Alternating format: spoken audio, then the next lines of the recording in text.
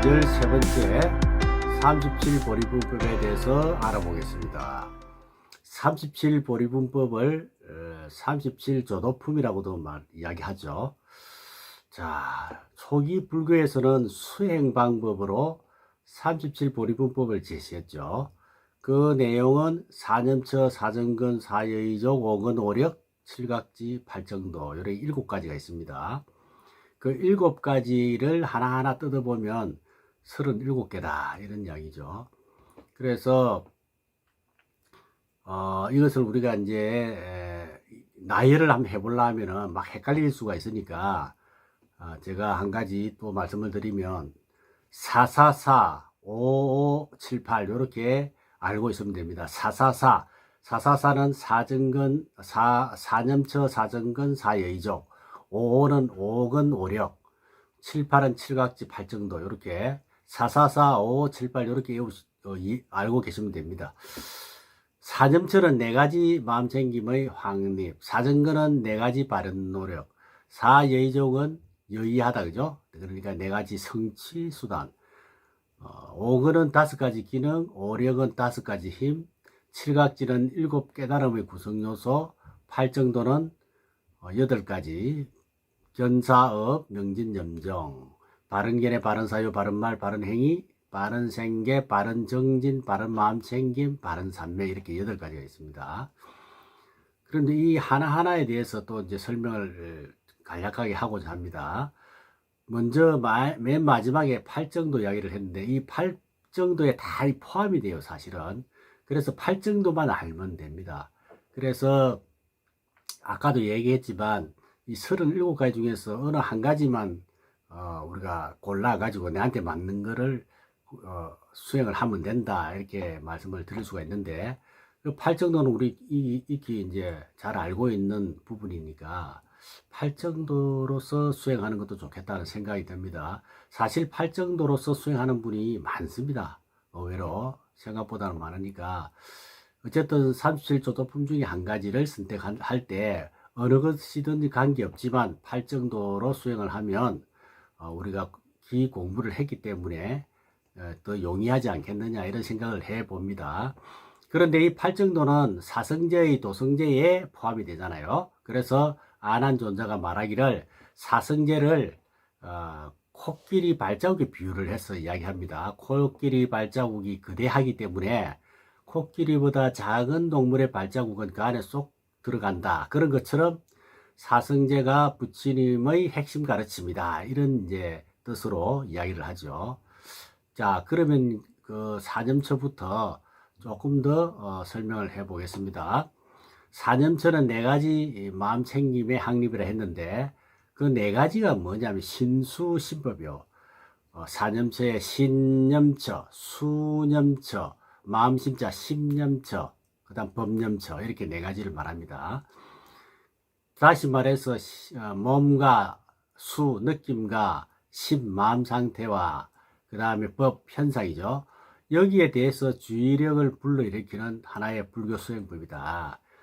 그래서 사념처는 인도의 초기 불전에서 확립된 것으로서 불교 명상법의 기초를 이루고 있는 것이다. 이렇게 이해를 하시면 되겠습니다.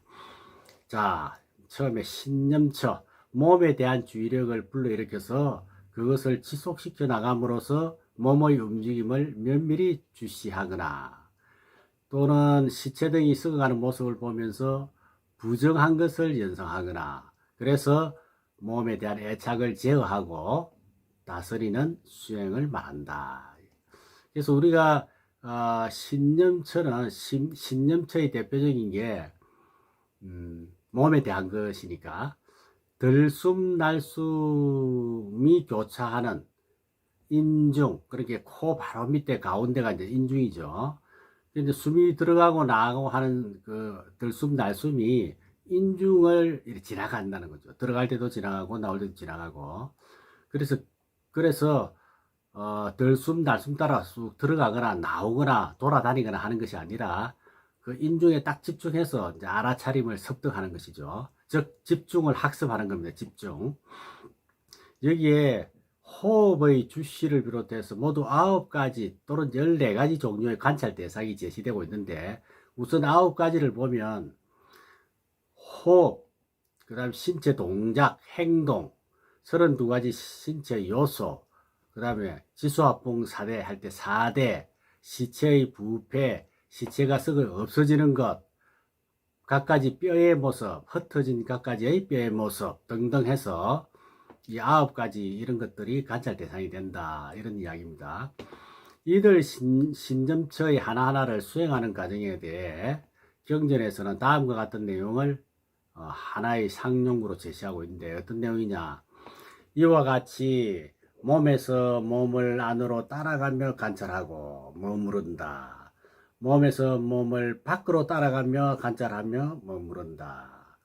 또 몸에서 몸을 안팎으로 따라가며 관찰하여 머무른다. 또 몸에서 발생하는 현상을 따라가며 관찰하는 자로 머물거나 몸에서 소멸하는 현상을 따라가며 관찰하거나 몸에서 생성 소멸하는 현상을 관찰하는 자로 머문다. 이렇게 설명을 하고 있습니다. 그 다음에 이제 신수신법 신념처는 이까지만 하고요. 그 다음 수념처, 수라는 것은 이제 느낌을 말하는 거죠. 12경계에서도 느낌이라 그랬죠. 수념처는 감각기관에 의해 발생하는 느낌에 대해서 주의를 기울여서 그것의 정체를 있는 그대로 분명하게 인지하는 것을 말한다. 여기서도 모두 9가지 종류를 제시합니다. 자, 첫 번째 즐거운 느낌, 그 다음에 괴로운 느낌, 그 다음에 즐겁지도 괴롭지도 않는 느낌, 그 다음에 육체적인 즐거움, 정신적인 즐거움, 육체적인 괴로운 느낌, 정신적인 괴로운 느낌, 즐겁지도 괴롭지도 않은 육체적 느낌, 즐겁지도 괴롭지도 않은 정신적인 느낌, 이렇게 9가지를 제시합니다. 따라서 수념처는 마음에서 괴로움을 느끼게 되는 지점을 인지하는 그런 연습을 하는 것이죠. 괴로움의 정체를 이렇게 해서 괴로움의 정체를 제대로 파악하려고 하는 목적이 있습니다. 그 다음 마음심자가 들어가는 심념처, 심념처는 순간순간 마음에 생겨난 각가지 상태를 그때그때 그대로 정확히 인지할 것을 제시하는 것입니다. 또 그 대상은 16가지가 있죠. 자, 이것을 우리가 다 외울 수는 없는데 오늘 한번 들음으로써 그런 게 있다 하는 정도만 알아도 도움이 되겠습니다. 자, 16가지. 탐욕이 있는 마음, 탐욕이 없는 마음, 성냄이 있는 마음, 성냄이 없는 마음, 어리석음이 있는 마음, 어리석음이 없는 마음, 침체된 마음, 산만한 마음, 커진 마음, 커지지 않은 마음, 위가 있는 마음, 위 없는 마음, 집중된 마음, 집중이 안 된 마음, 벗어난 마음, 벗어나지 못한 마음이 해당됩니다. 16가지. 여기에는 변화무쌍하게 마음속에서 전개되는 각가지 양상이 어떻게 발생하고 어떻게 소멸하는지를 관찰하는 것이죠. 그렇게 해서 마음 상태에서 늘 그러하지 않음을 발견한 거예요. 늘 그러하지 않다는 게 무상이잖아요. 그죠? 항상 하지 않는다 이 말이지. 무상을 발견해내는 능력을 갖추는 능력을 지향하는 것이죠. 그 다음에 법념처 내용은 또 5가지가 제시되죠. 오계라는 것은 5가지 번뇌를 이야기하는 겁니다. 그렇게 선한 마음을 갖지 못하게 하는 그런 5가지가 있다 이런 뜻이죠. 그 다음에 육입처는 뭐 12처를 이야기하는 겁니다. 육입과 육처, 그죠? 육근과 육경, 그렇게 12가지 12처를 말하는 겁니다. 그 다음에 앞에서 했던 칠각지, 그 다음 사성제, 이렇게 5가지가 제시가 됩니다. 그런데 이 법은 매우 다의적인 용어지만 여기서는 주의력을 불러일으켜서 관찰하는 대상, 즉 감각기관의 대상으로서 현상 또는 존재에 해당하는 것이다. 이 법이라는 게 그렇습니다. 다시 말해서 마음속에 인지되는 감각기관의 대상이 마음에 어떠한 움직임을 낳게 되는지를 관찰하는 것이죠. 그러한 수행으로서 면모를 지니고 있다 이 이야기입니다. 그런데 칠각지 사성제는 그 자체가 하나의 실천 수행에 해당하죠. 그건 참고로 해주시고, 그 다음에 이제 지금까지는 사념처 신수신법에 대해서 간략하게 알아봤습니다. 그 다음에 이제 두 번째 사정건, 네 가지 바른 노력. 이거는 제가 설명을 생략하려고 했는데, 왜 생략하느냐면 정정진을 공부할 때, 팔정도의 정정진을 공부할 때 이 사정건을 설명했어요.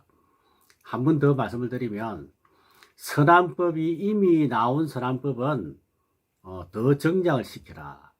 아직 나오지 않은 선안법은 빨리 나오게끔 해라. 그 다음에 이미 나온 악한 법은 빨리 없애도록 노력해라. 그 다음 아직 나오지 않은 악한 법은 못 나오게 해라. 이게 이제 사정건입니다.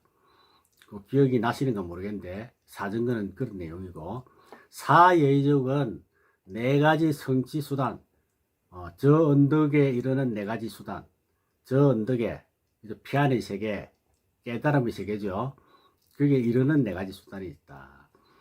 자, 이 언덕경이라는 경전에 비구들이여 내 성취수단, 즉 사예의족을 많이 닦고 많이 수행하면 이 언덕에서 저 언덕으로 이르게 된다. 저 언덕은 피안을 말하죠. 무엇이 내신가? 비구들이여, 여기 비구는 네 가지 열이, 정진, 마음, 금정은 선정을 성취하기 위한 열이, 정진, 마음, 금정에 의지하여 삼매와 노력의 의도적 행위를 갖춘 성취수단을 닦는다. 비구들이여, 내 성취수단을 닦고 많이 수행하면 마음 챙김으로 인도하고, 탐욕을 떠남으로 인도하고, 소멸로 인도하고, 고요함으로 인도하고, 수승한 지혜로 인도하고, 바른 깨달음으로 인도하고, 열반으로 인도한다. 이렇게 이야기하고 있죠. 사예의족에 대해서 설명드린 거 네 가지 열이, 정진, 마음, 집, 금정입니다. 그래서 사예의적으로 수행을 많이 하면 조금 전에 7가지로 인도해 준다, 이런 이야기입니다. 그 다음에 네 번째 5건, 5가지 기능이죠. 이 5가지 기능은 뭐를 말하느냐? 번뇌를 누르고 성도로 이끄는 5가지 건은, 첫째 신건, 부처님 가르침을 믿는다 하는 거죠. 그 다음에 정진건에서 수행을 한다. 염건, 부처님의 가르침을 명심해서 마음을 챙기는 거, 염건. 그 다음에 정건, 마음을 한 곳으로 모아서 흐트러지지 않게 한다. 그 다음에 지혜해자, 해건, 부처님의 가르침을 깨뜨려 본다. 이게 5건입니다. 5가지 기능. 그럼 오력은 뭐냐? 5가지 힘인데 앞에서 말하는 5건의 구체적인 활동을 오력이라 그래요. 5건의 구체적인 활동. 그래서 신건이 역을 얻으면 일정하게 지녀서 의심하지 않고, 정진력은 비록 법은 못 봐도 한마음으로 도리를 구해서 목숨을 아끼지 않고 또 머물지도 아니하고, 염력은 늘 스승의 가르침을 생각해서 좋은 법이 오거든 받아들이고, 굳은 법이 오면은 받아들이지 않고 하는 것, 즉 마치 문을 지키는 사람과 같은 것이다, 이런 이야기입니다. 정력은 마음을 한 곳에 모아서 움직이게 하지 아니하여 지혜를 돕는 것이다. 또 지혜력은 제법이 있는 그 모양 그대로를 진실하고 믿을게 잘 보는 것이다. 자, 5건이 오력을 작용하면 5건이 정장하겠죠. 5건이 정장하면 또 오력이 강화돼요. 그래서 5건이 강화되면 다시 5건이 정정하고, 그죠? 따라서 5건과 오력은 마치 두 가닥의 칡능꿀이 서로 감기어서 자라는 것처럼 범행자의 의식을 자라게 하는 것이죠. 좋은 행을 하는 사람의 의식을 자라게 한다. 그 다음 이제 칠각지, 7번째 칠각지, 7가지 깨달음의 요소다 그랬죠. 7가지 깨달음은 7가지 인자다, 이런 말도 하죠. 이 7가지는 선수행자들이 선호하는 내용이에요. 한번 볼까요? 첫 번째 염, 마음가짐, 택법, 법의 검토, 세 번째 정진, 활기찬 정진력, 네 번째 희, 깨달음 또는 환희, 다섯 번째 고요, 그죠? 여섯 번째 집중, 일곱 번째 평온, 평정심. 이렇게 칠각지가 있다. 그 다음에 팔정도는 늘 공부한 대로 뭐 외울 때 견사업 명진염정 그랬어요. 그 여덟 가지는 사성제 팔정도 시간에 설명을 했기 때문에 설명을 생략하겠습니다. 자, 37가지 중에서 나에게 잘 맞는 것 어느 하나만 딱 선택을 해가지고 열심히 수행을 하고 또 체득이 되고 이렇게 되면 나머지 36개죠. 나머지 36개는 아주 쉽게 그냥 내 것으로 만들 수가 있죠. 내 것이 될 수 있다는 것이죠. 자, 그 정도 되면 이제 열반의 길에 이르는 것은 그냥 시간 문제다. 그런 이야기입니다.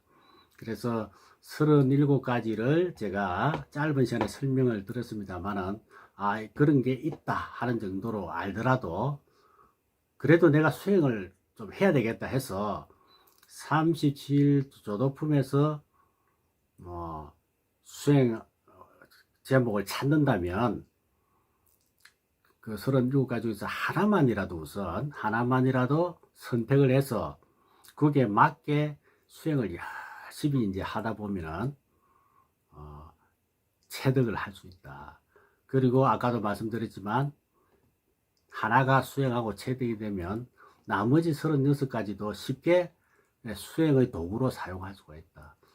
제가 설명드렸을 때 앞에 여러 가지로 설명드렸을 때 처음 듣는 단어도 있고 막 그럴 것입니다만은 이렇게 한 가지만이라도 수행을 해 나간다면 나중에 나머지도 쉽게 그 수행의 소재로도 사용할 수 있고 또 쉽게 내 것이 될 수 있다는 것입니다. 그렇게 되면 결국 열반에 이르는 길이 열리겠죠. 자, 오늘 수업 여기까지 하겠습니다. 다음 시간에는 마지막 수업 수행과 전법에 대해서 알아보도록 하겠습니다. 여러분 수고하셨습니다. 성불하십시오.